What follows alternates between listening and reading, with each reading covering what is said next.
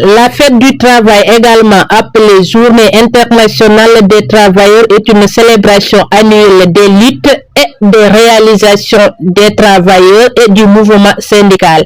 Elle est célébrée le 1er mai dans plusieurs pays du monde.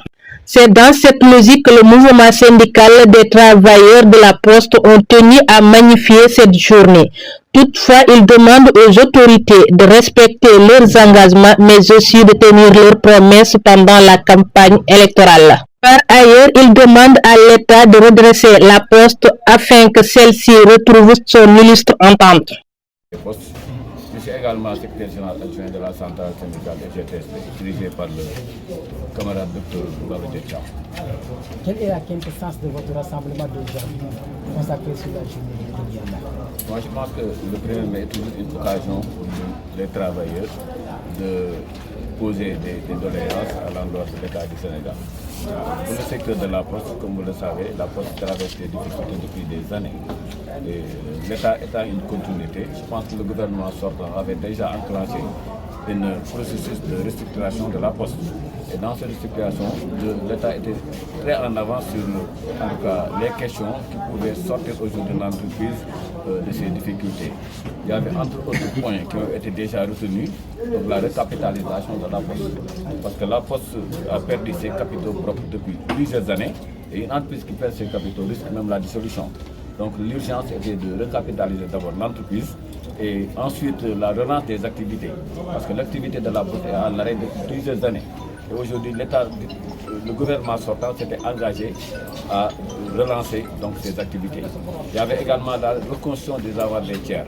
Parce que nous collectons en tout cas des fonds à travers les comptes CCP, donc les comptes courants postaux, et les titulaires de comptes CNE, donc les caisses d'épargne. Donc des Sénégalais avaient déposé leur argent au niveau de la Poste et aujourd'hui, ils peinent à faire des opérations normalement. Parce que ces fonds ne sont plus disponibles dans les caisses de la Poste. Donc l'État s'était engagé à reconstituer ces fonds-là, qui pourraient nous permettre quand même aux Sénégalais d'abord de faire leurs opérations normalement, mais aussi de pouvoir maintenir cette clientèle. Donc, c'est important. L'autre élément, c'était nous, en tant que syndicat, nous reconnaissons qu'à un moment donné, quand même, il y avait un avis sur les recrutements au niveau de la Poste. Donc, ce qui avait fait que l'État, la direction générale de la Poste avait convié les partenaires sociaux autour d'une table pour discuter de l'éventuelle question des départs négociés. Un protocole d'accord a été signé entre les partenaires sociaux et la direction générale et nous demandons au nouveau gouvernement de respecter donc, ce protocole d'accord en le finançant.